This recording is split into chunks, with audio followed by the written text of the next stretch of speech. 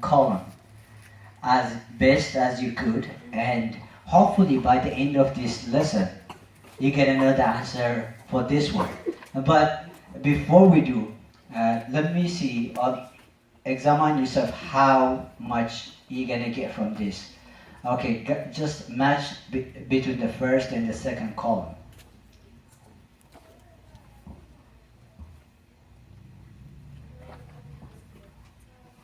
I'll give you a minute.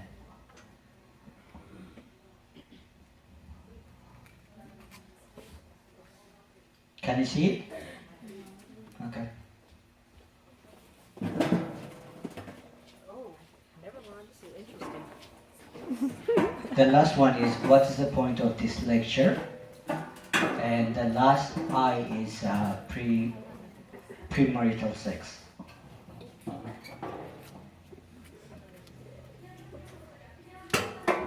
Okay, next slide. So there are people who say, like, when we talk about sexual desire, sex and dating and everything, there are people who say, like, okay, sexual desire, having sexual desire is a sin. Okay, how many of you would you say, raise your hand if you believe that having sexual desire is a sin? Raise your hand if it is wrong or it's a sin to have a sexual desire. Raise your hand. Okay, 1, 2, 3, 4, 5. Okay.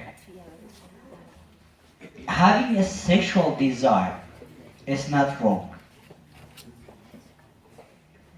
It is what you do with that desire that is wrong. There were, in the 2nd century, there were people who came up with this one. Sex is bad, body is bad, spirit is good. Your body is not good, but the spirit is only the good thing. But that wasn't the original God's plan.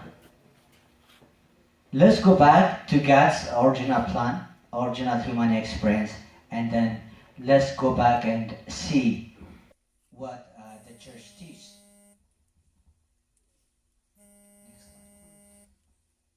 You know, when God created everything, what did He say at the end of everything?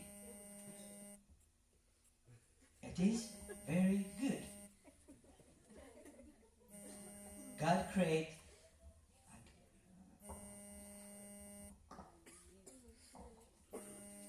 created everything and then say it is good.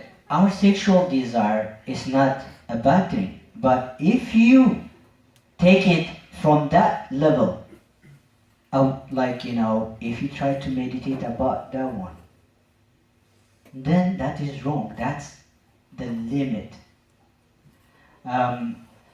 The first one, if you want to understand something, you go to the original, you go to the Bible.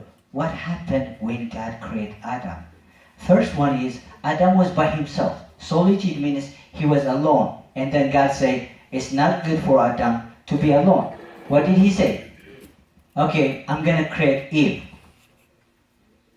When God created Adam, He gave him everything, his love and everything. And Adam wanted to share that love with someone else. That neediness, that want, God saw it and then said, okay, it is not good for Adam to be alone. So He created Eve. In Eve, what did Adam do?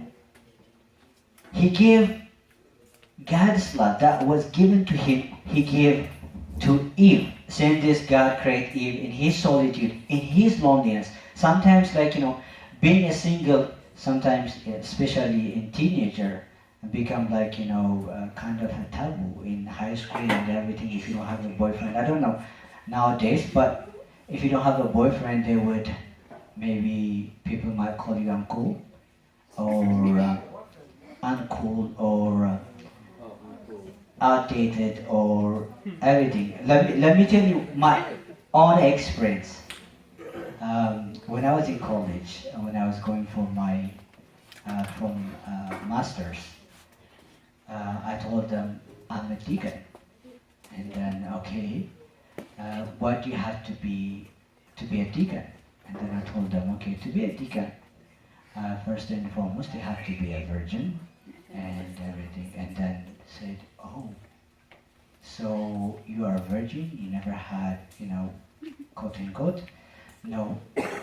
So they thought that I'm some freak, like, have something, difficulty in me. So nowadays the world are thinking that not having a relationship is something that is bad. I'm not saying it's bad, but if it is not the right time, it is not good. So Adam, in his singleness, it is in your singleness that you develop that manner of purity of the heart that would help you to find your significant other.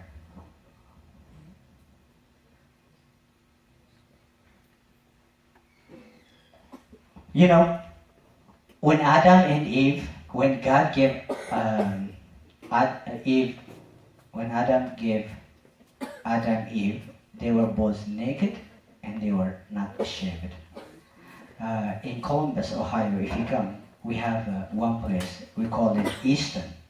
And every spring, there's a water fountain, and the kids come and play there. And all of them were, naked, and they are not ashamed. They play with each other and everything. Would you do the same? Would you do would you be naked and then play over there? Why not? Why not? At that time, Eve was naked. Both of them, they were naked, but they were not ashamed. They were not ashamed. This would help us to understand God's plan for our life and sexuality. Because at that time, sexual desire in the beginning is to be expression of love, free, sincere, totally gift of self. Sex wasn't a compulsion. For example, if a lady is taking a shower, if a burglar comes, she would shout and then because that would, nakedness nowadays,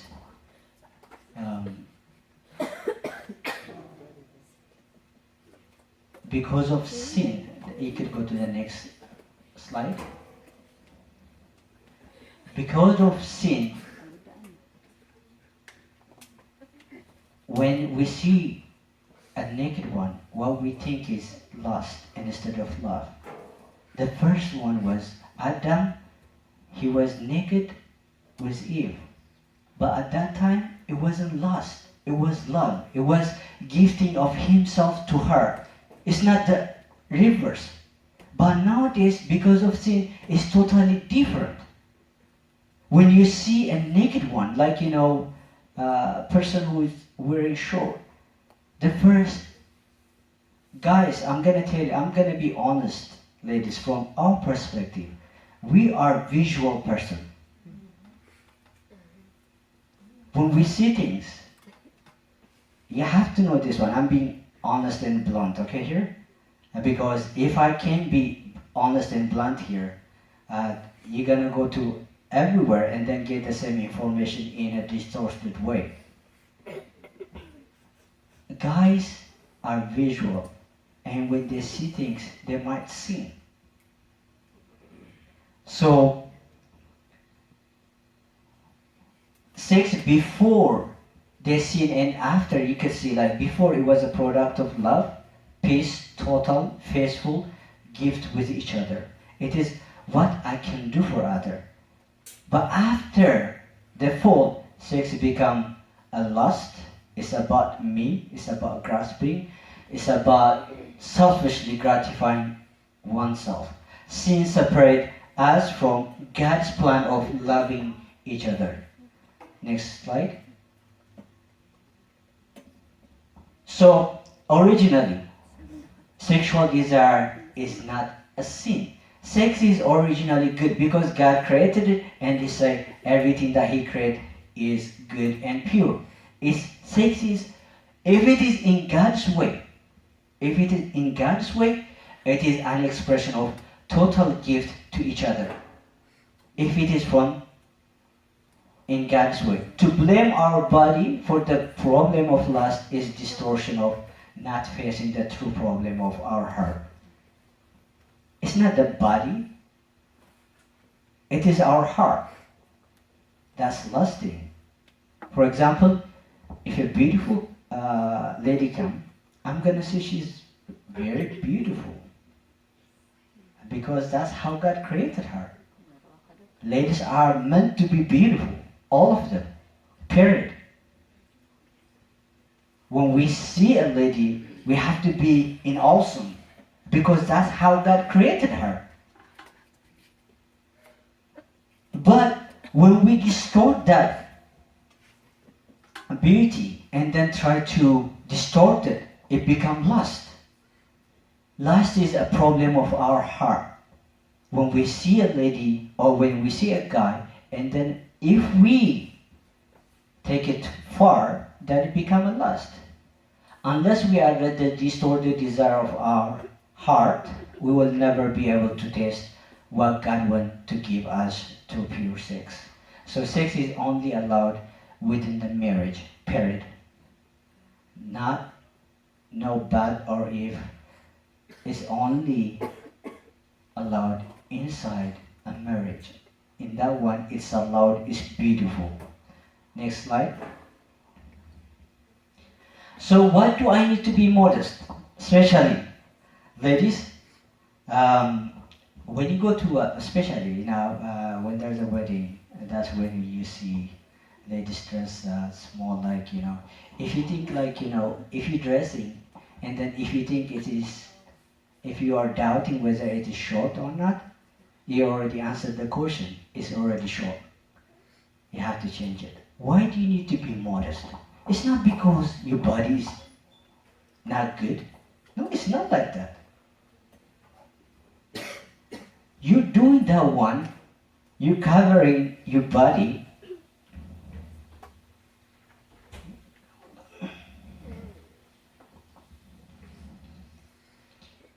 You're covering your body because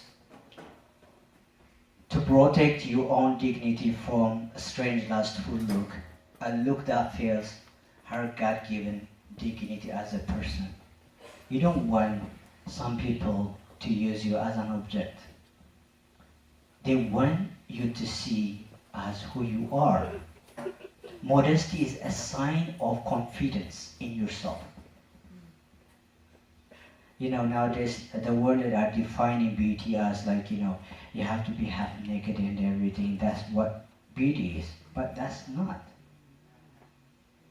Ladies need to cover it up as a self-defense against being treated as an object. People gonna see you like, as an object, and then, okay, you wouldn't want to happen to that one. If you don't respect your own body, how do you think a guy would respect it? By showing your body, you are saying the greatest thing about me, the greatest thing that I could offer to you is my body. It's not my mind, it's not my heart. You're saying like, okay, this is the greatest thing about me. Modesty, don't get me wrong. It doesn't mean to look ugly. It doesn't mean to dress not neatly. It means to take the beauty of womanhood and use it to teach about your dignity. You are saying frankly, I'm worthy waiting to be seen. You cover your body saying like, if you really love me, if you are really worth, you can wait to see it. To be honest, from God's perspective, we will be gentle as you ladies require us to be. If you set the limit here, low, we're gonna jump it. If you set the limit here, then we're gonna meet that requirement. We're gonna be as good as what you require us to be. One is, like I told you, you're gonna be modest because to protect yourself, to show that you have self-confidence. The second is, we are guilty to help us out. We guys are very not good. Like I told you, we are visual. So please help us be modest and then protect us from sinning. The third one is inspire men to respond women with a kind of authentic selfless love. When a woman dress, when I go there, I'm not gonna only treat her as if like, about her body. I'm gonna interest on what she says, on what she thinks, in what direction she is going, and everything. So being modest is actually protecting yourself. The next one. Our body also has a language. For example, hugging, kissing, laughing, and everything has a meaning to it. And what about sex?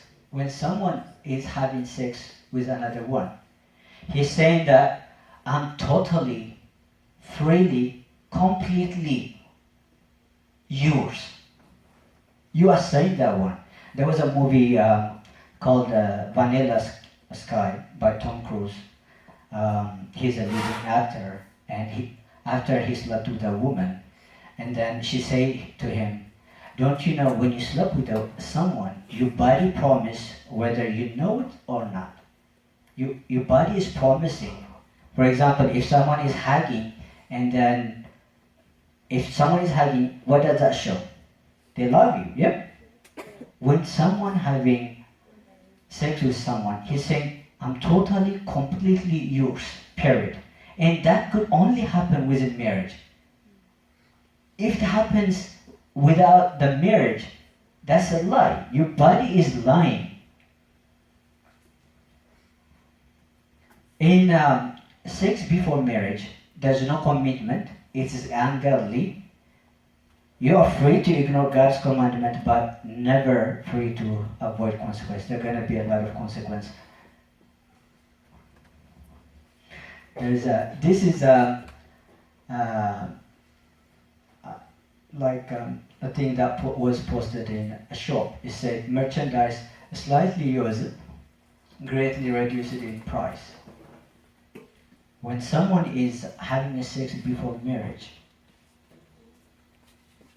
this is what they are doing to themselves. The guys give the emotion to get love. Ladies give the love to get the emotion. And this is true. One day a lady went to a confession father, and she said, I have sinned. That guy that I told he loved me took something rare, very special, that never belonged to him in the first place. And the worst part is, I can't get it back. And the father said, I know, Charlie, you might never get it back, but you can start over. What I'm saying is, even for those who have fallen short, we are not meant to condemn them. They could restart again. Next slide. This is for your information.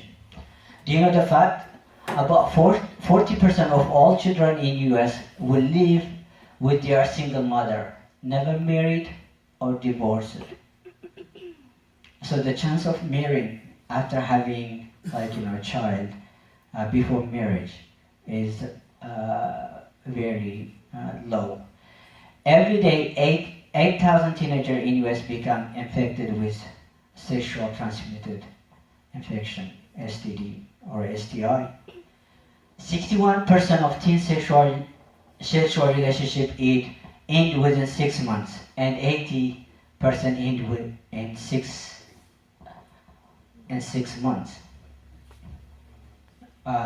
Let's say, let's say a girlfriend and a boyfriend, they start with an emotion level 100, okay? And then, if they have sex within 3 months, that level, it is within 6 months, it's gonna it's gonna come from 100% to 60%. Within 90 days, it's gonna go back to 0. And I'll explain later why. Next slide. Having sex before marriage is like chewing a gum and spitting, because there's no commitment. You're not committing yourself, okay, I'm gonna live with you forever. There's something bounding that person to live with you. As if you're chewing a gum and then at the end of the day you're gonna spit it out. And the consequence of sex before marriage is worrying about pregnancy, STD, disappointment, and bitterness. Because think it this way: what is the best thing that you could offer on your wedding day? Your virginity. That is the best thing that you could give to your other partner.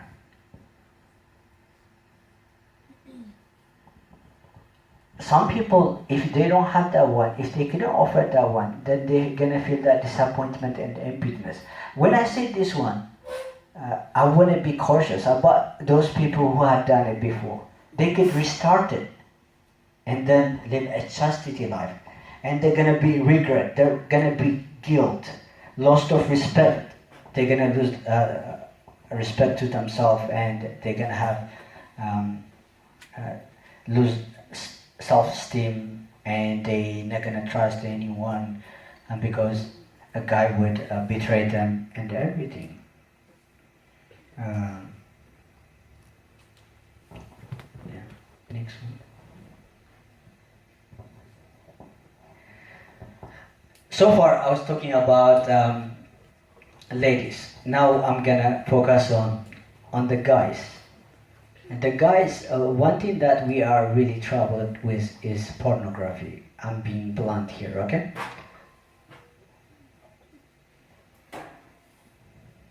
What is wrong? What's so wrong with looking at pornography? It's not like you are getting a girl pregnant or spreading STD. Pornography violates the fundamental intention of God's creation. Men are most of the time the victim of this sin, because like I told you, men are visual, they see things. And because they respond more readily to visual stimuli, let's have different kind of... one thing that you have to know is, if you train yourself in watching this kind of image in your mind, how many years would it take for an image to erase it from your mind? Guess, how many of you would say 6 years? Raise your hand. Actually, it takes 9 years to erase a complete picture from your mind. There was a study recently. What they did was they hired people who watch this pornography again and again. So they put them into MRI. You know what MRI means, yep? In MRI, what they do is they show you something and part of your brain blow, So what they did was they put a person who was addicted to this thing, and then they put him into the mansion, and then they showed him a picture of pornography, and what certain part of their brain blow, and then they put another person, and then asked him to pray to God, guess what? The same part of the brain blow up. So when we are watching this pornography, we are replacing the place where we communicate with God with something that is very unuseful. To begin with, pornography emasculate a man, degrade a woman. Even after marriage, that person gonna expect his wife to be as beautiful as that person that he was seeing. So he is always competing with that one, and then at the end of the day, what? He's not gonna be satisfied, and then he's gonna leave them. It's like a perfect way of shooting yourself before your marriage. The perfect way to shoot the marriage before it starts is to be addicted to pornography. But what happens if we are? We could be, we could confess, and then God could help us with the solution. Next slide.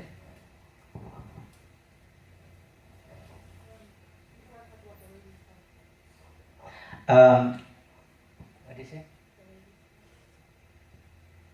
Oh, the ladies focus more on the romance than on the sexuality. It's different, even though nowadays studies are saying a lot of ladies are also watching, but the ladies' means of sexuality is totally different from guys. They focus on the romance. Don't fill your head with a picture of a guy who doesn't exist. Like, if you do, you will end up in depression city. What I mean here is,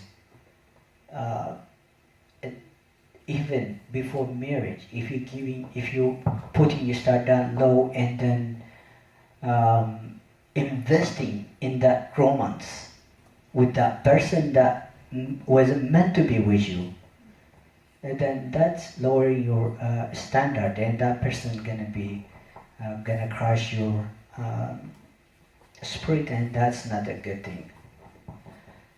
The next one, dating. In the worldly definition, in our church, dating is not allowed, but courtship is. Dating is but I wasn't gonna eat it. I was just gonna taste it. How would you if someone tastes and then no, I'm not gonna, I don't like it, and then move on. That's dating. And you have to guard yourself. If someone doesn't want it completely, so what right does he have to taste it? Dating in Tewahdo is not allowed, but courtship. What is the difference between dating and courtship? Courtship is an intimacy of byproduct of commitment-based love. Commitment before God. Commitment-based love, it is mature. This one you have to understand. It has to be mature, thoughtful, open, and responsible. It is pursuing love in God's term. It is finding and pursuing love in God's term. That means unless you are mature, unless you are thoughtful, unless you are open, unless it is commitment based, then it is not God's way. What about dating? Dating is intimacy without defining a level of commitment. You don't have any commitment. I wish the last part is. You could read it over there. I don't think you could read it here. It's saying dating is like going to climb a mountain with a partner who isn't sure she or he wants the responsibility of holding your rope. So it's like really a danger zone. You are hurting your future significant guess it this way, guys. Picture. What if you know the lady next to you door, God told you that she's gonna be yours forever, and there's another guy who's coming to that next door and then dating that girl. How would you feel? How would you feel? Or ladies, take it the other way. How would you feel if God told you that the next door person is your future significant and he's going out with a lady? How would you feel? You'll be hurt, yeah? So when you do date, when you go out with any opposite sex, you are hurting your future significant. Another one, next one. So what is the point of this lecture? It's about chastity. You know, virginity is concerned about sexual history. Chastity is the thing that I want to talk to you about. It's all about present and purity of heart. Chastity is the way about virginity. It's about virginity. For example, if virginity is here, chastity is way, way above that. A person could be virgin, still what? Sinful, yeah? They could have, it doesn't mean like, a person is virgin, it doesn't mean that person is holy. That person has to be pure in thought. That is what chastity means. That's what the lecture is about. Chastity is way, way above virginity. God is more interested in your direction than He is in your perfection. The main thing that why I put this one is, whatever you did in the past, it is a past.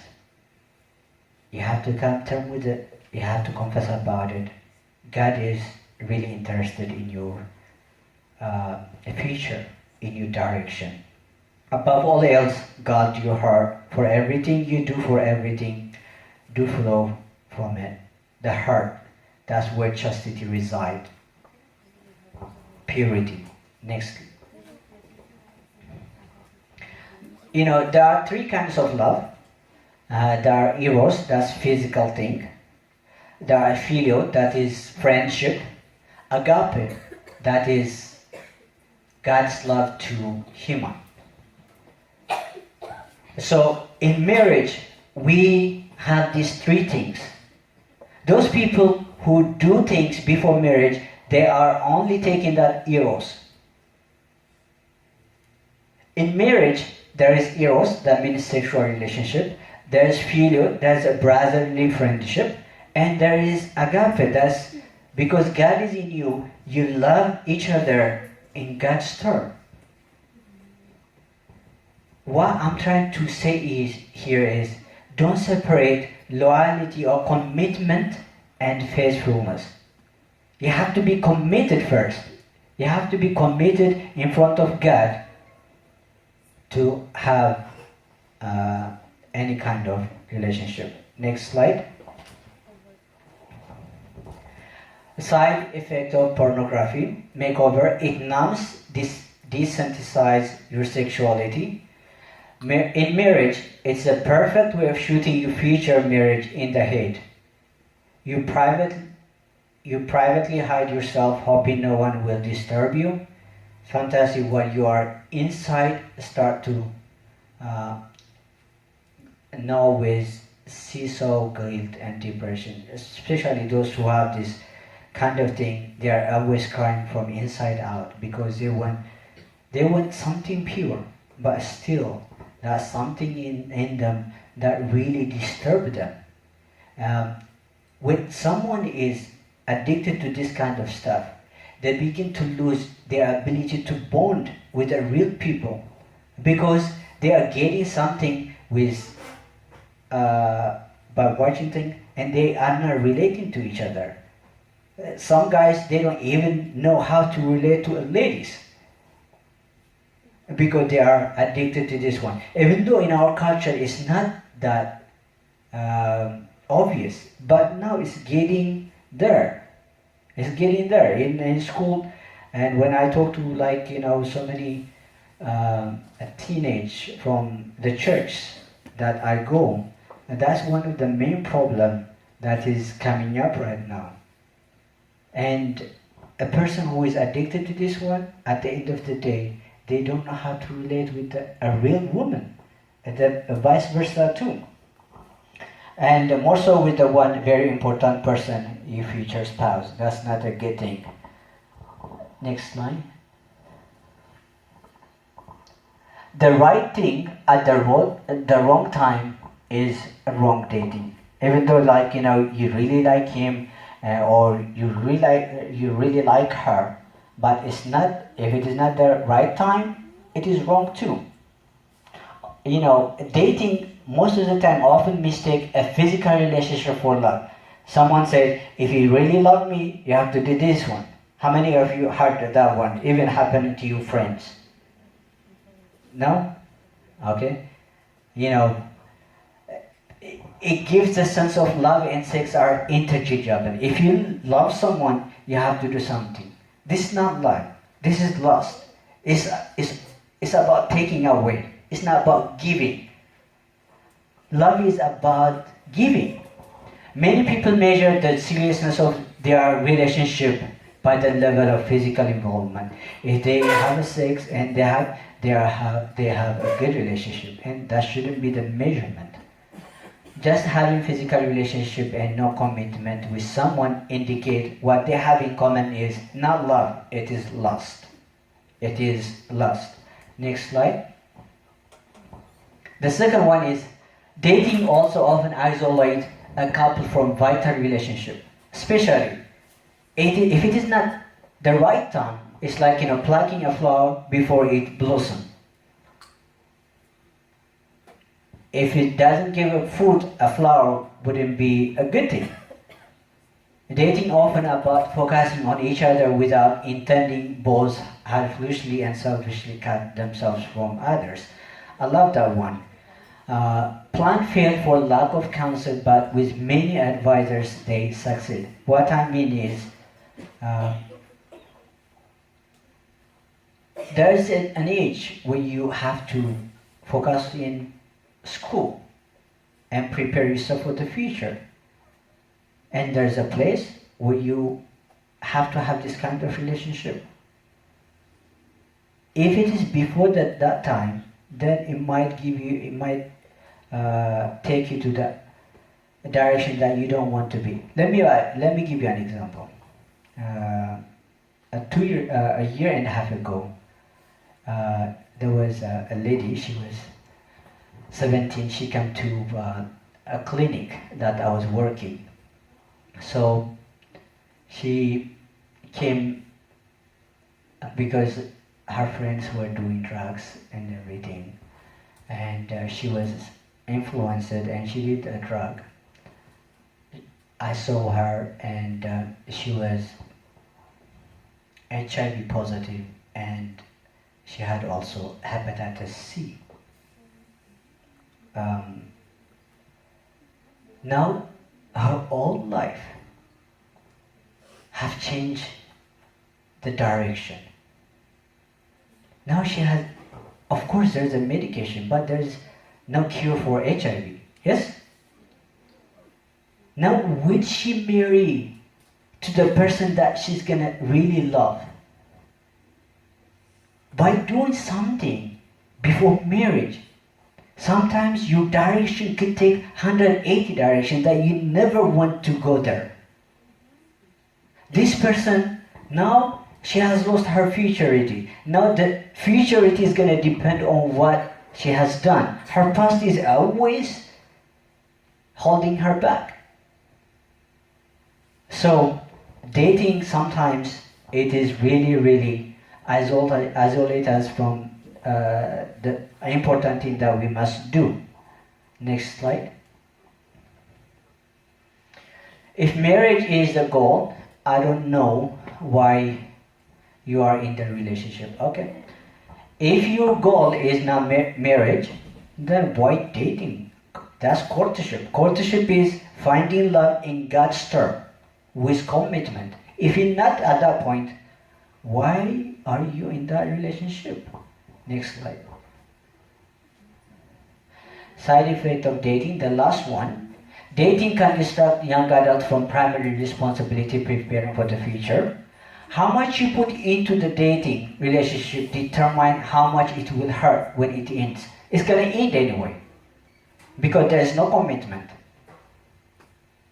But it's going to hurt if you invest the money, and you're going to get depending on how much you invest. Next slide.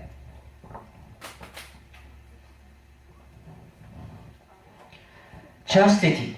This is the whole point of this talk. Chastity is a virtue that defines love from selfishness and free us from using others as an object. It's about virginity. It strengthens to use your sexuality according to God's plan. To wait for true love. Rule: not all chaste people are virgin, and not all virgins are chaste. What I'm saying is, all virgins are not chaste. Chaste means purity. Not only physically you are virgin, even in heart. Some people like I told you, having a sexual desire is not sin. But it is how you deal with that one. For example, like I told you earlier, if a lady is coming, and there was a board in Ohio, I heard it in a radio. There was a board with a naked woman, and then a dad and the child was going, and the child said, no. He blocked his eye and said, that's not good. And then the dad said, no. That's really beautiful. But that's really, your body is not bad. It is thinking, using that one as an object is bad. It's how you deal with that one. It always comes back to your heart.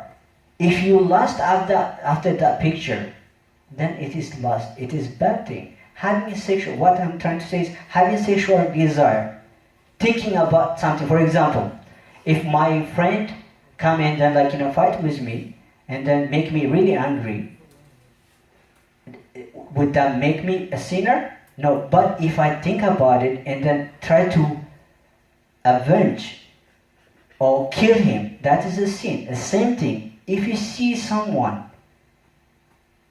and then you say Basma or what, you have to cross your face and say, okay, I'm not going to think about this one anymore.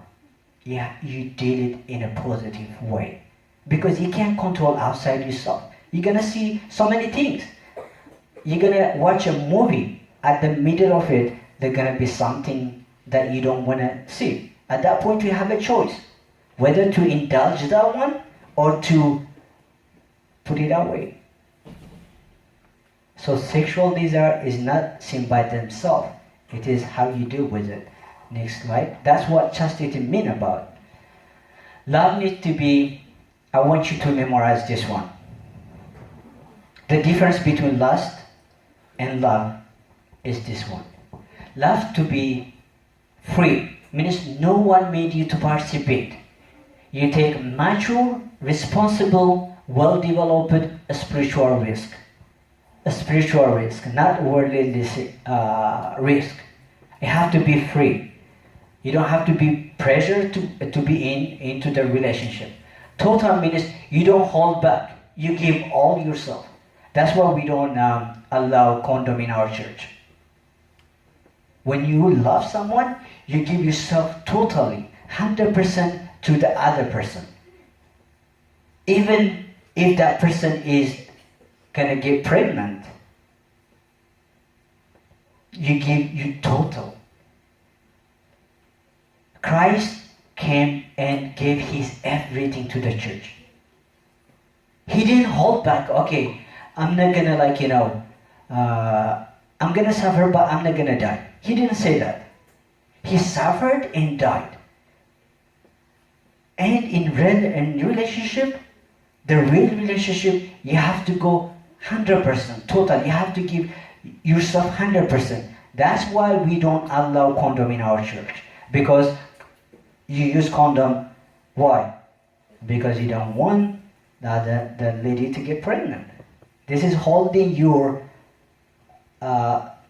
fruit, and this is not total, this is partial.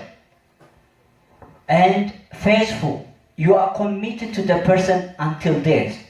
The same one, Christ, he was faithful to the death to save us. And the guy and the lady have to be faithful to the death. This should be the criteria for love. Fruitful. Your love is life-giving. It is open to the possibility of new life. Means Christ, by his death, what did we get? Life. Yeah? By our love, by relationship, when people have a relationship, they have a fruit, and that fruit is their child. That fruit is their love. So it have to be, if it is going to be love, it have to be like Christ to us. It have to be free. It have to be total. It have to be faithful. It have to be fruitful. Even if, for example, let's say being gay. Let's say being gay. It is free, yeah? Yeah, it is free. Two adults who are homosexual, they could freely love each other. Am I right? Yeah. It is total. They could give each other, but really, could they? Could they? No. No, like I'm gonna be, they can't be, because they are the same thing. They are the same thing. They can't be total. You know what I'm trying to say. Faithful, they could be faithful to each other, yep? They could be together forever. Can they be fruitful? No. So, by this requirement, they have already broken the two things. So, it is not love what they have. Using contraceptive, it's not fruitful. It's not total. Don't get me wrong here. Medically, for example, if a lady is bleeding too much, like, in between her menstruation, at that point we give contraceptive. This is a medical reason. We're not against that one. We are against when people use it against having a child. Okay? So you have to understand that one. Next slide. It's about to be finished. Eh? Oh, the picture. The picture is, I think, that one's Zarasanai and Eshi, Zarasanai and Rahawa. And it's in our church. Rahawa is from our church. And this is, Rahawa is grown up here. And born and grow here. She's like you. And she married to a deacon and he became a priest. And she's a very good role model for all of us. Next slide. Okay, how could I have a great courtship? Now we say like, okay, dating is wrong, courtship is right. So how could we make it possible? One is right date, maturity, emotionally, spiritually. Are you mature? If you are not mature emotionally, spiritually, then you are not to that level. Value factor means, what about the faith? You can't marry someone who is outside Orthodox, because your value is totally different. What if that person believes in abortion, and because your value is totally different? So in value have to be the same. What about the character? That person have to have right thought, right frames, right time and place, the most important thing, and right action. Right choice with time eventually brings right emotion. So this is how we're gonna do in a adjusted way. Timely and godly dating, courtship. Next slide. My two sons, season of singlehood or friendship is a time when you build character, when you build value, and ladies say no, period. Please, everyone have to learn to say no. If you don't like someone is doing like the way they see you, the way they talk to you, say no. And I really don't like the way you talk to me. I really don't like the way you are saying. You have to be able to say, no, I don't want this. If we're gonna be friends, I want you to stop here. You have to put a line. And like I told you, we're gonna be respectful as much as you required us. Battle last with gratitude. What does that mean? Battle last with gratitude means if you have that wrong thought in your mind, be humble and then kneel down and ask God to take away that feeling. We're gonna, every day in our life, we're gonna battle with lust. In your school, in the movie that we watch, in the thing that we talk with our friends and everything is gonna lead to lust. But we have to battle that one with gratitude. It means you have to be humble enough to ask God that this is not right for me. You know it, so help me. Then He's gonna be aware of little fox. Little fox could crawl and then go into the farm and then destroy the food. Worry about the little thing that you put in your mind. Today you're gonna watch a little bit of movie that have and then tomorrow that picture is gonna be in your mind. It's gonna stick in your mind. And then when you never thought about it, it's gonna come to your mind. So be aware of those little things, not the big thing. People say adultery or killing and everything, that's sin. Yes, that's sin. But you have to worry about the things. If you don't come to the house when your dad said, be here at 8, and you come at 8:50, and then your dad is saying, okay, he might forgive you for that one. He might not even say something, but you're letting a little bit thing in your heart that you could defy your father, you could be disobedient, and that gonna grow to something bigger. One thing that you have to know is, if you're gonna be trusted, if you're gonna be pure, you can't do it alone, period. No one can do things by yourself. You're not meant to deal things by yourself, period. God have to be in there fighting for you. You have to confess. If you don't confess, God is not in you. If you don't take the Holy Communion, what does the Holy Communion do?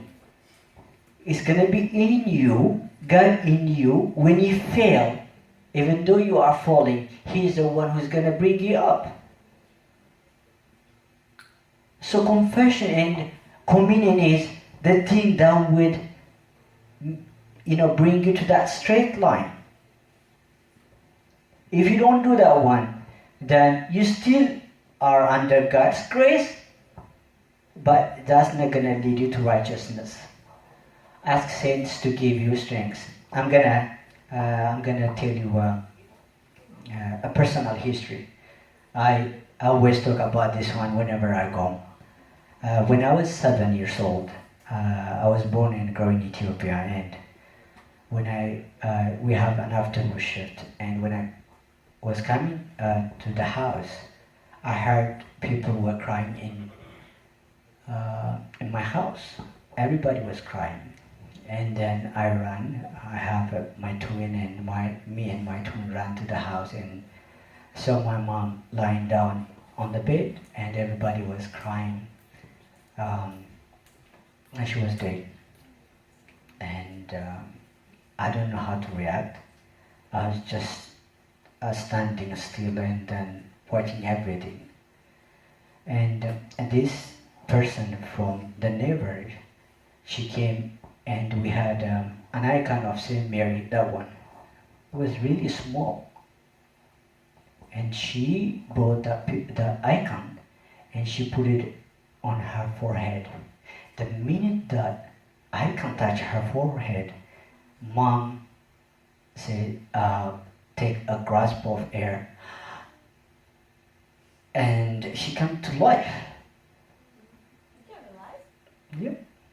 Everybody was crying and believing that she's dead. But the moment that she put the icon to her forehead, she grasped a lot of air.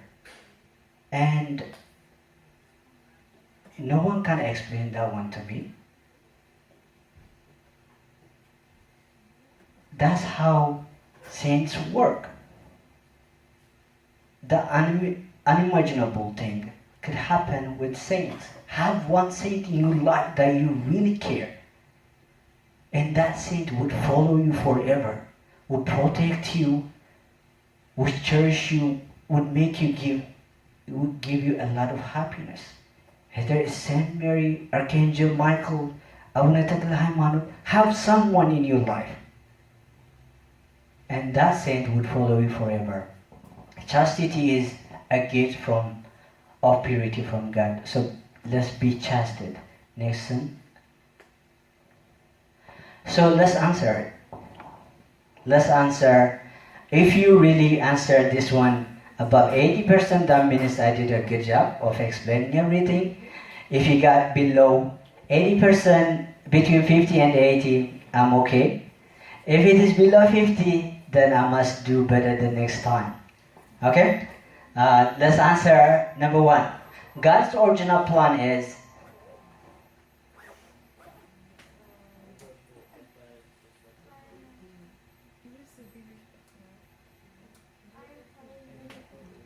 God's original plan is, you know what FTFF mean? Free, total, faithful, fruitful. That's how you should measure. Even in school. You have to be freely love what you do and you study. Total, you have to be totally engaging in that subject.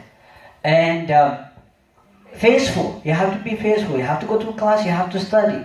Fruitful, you're gonna see the fruit. So this could be a measure for everything. So God's original plan is D. Okay, last is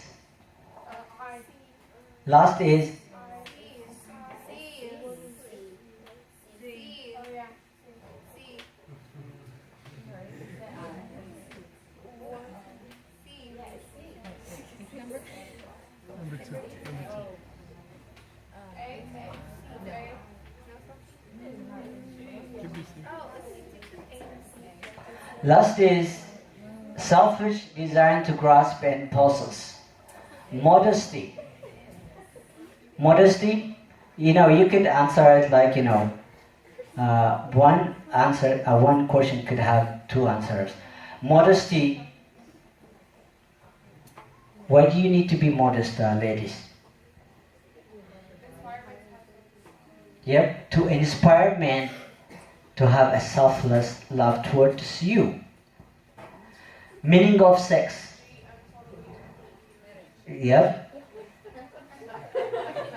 Meaning of sex is I'm totally and completely yours. That means you're doing it with not only with word but with action, and that should only happen within a marriage. Merchandise slightly used. I. Merchandise slightly used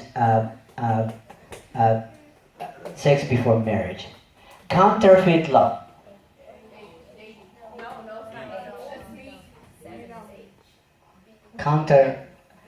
What does counterfeit mean? Like, for example, you have $1. You have $1, and then if it is a counterfeit, what?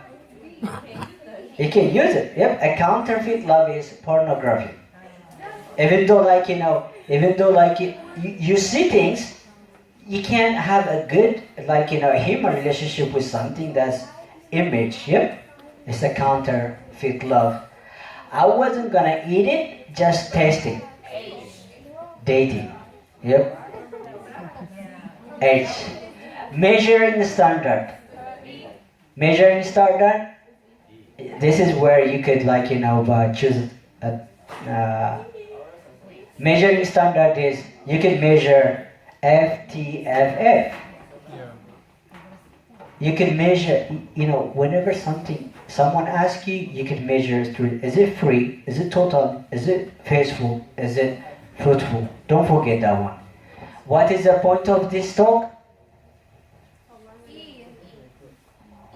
Chastity. To have a purity in our heart. That's it. It's not only about virginity. If you are virgin, that's the best thing that you could give to your significant. If you don't, or even those, when you talk to other people, if they don't judge them. They could be pure than a virgin person if they start being a pure person. So the point of this talk is about chastity. So please, let's come to God as pure. And in our life, we're going to have so many things, especially in your age. This is a personal advice. If you're not in college, and you are in second year or third year, please don't even think about it. Period. Don't even think about relationship. If you are in third or 4 years, at that time you can think about it, and then you can talk to your church father. How are you going to do it at that point? First, you're going to know that person, and when you know that person, you have to be honest with the confession father. Priest, father, I have seen this person, and he seems good, and his name is this, and everything. After you talk to him with his guidance, then you're going to take it to the next step.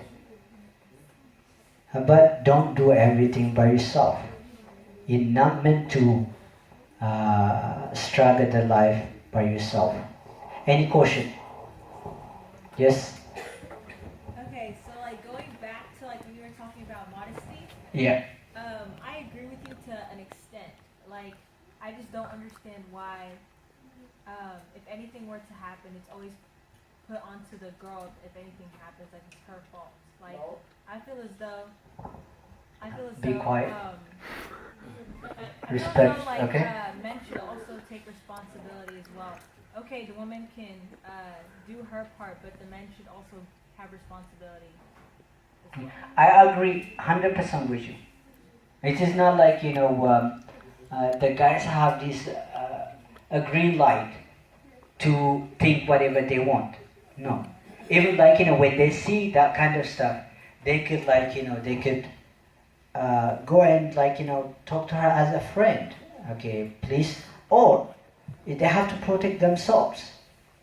But most of the time, what I'm saying is, I just want to give you a perspective from the guys' perspective. When they see, most of the time they are visual, but I'm not giving them a green light and just to think ladies as an object. That's sinful. They have to control themselves. Christianity is about controlling your impulse. That's why we fast. Yeah, that's why we are not taking a step.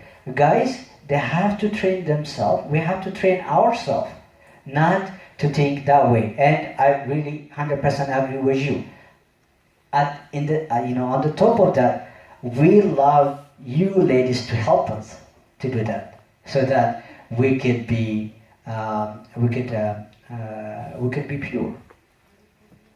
That is an advice that we are seeking from you. It doesn't mean that we have a green light to think that way. Does that make sense? Yeah. Did I answer it? Yeah. Okay, thank you. Thank you. Another question? Another question? Free. I want everyone to say this one. 1, 2, 3. Free. Free. Total. Faithful. Faithful. And fruitful. Let's say it together. Free. Total. Faithful. Fruitful. I want you to remember this one. If someone asks you for love, is it faithful? Is it total? Is it is it free? Is it total? Is it faithful? Is it fruitful? If that love broke one of that rule, then that person is not meant to be, or that person is not the right time. Okay? Let's answer the questions, and then we'll be done.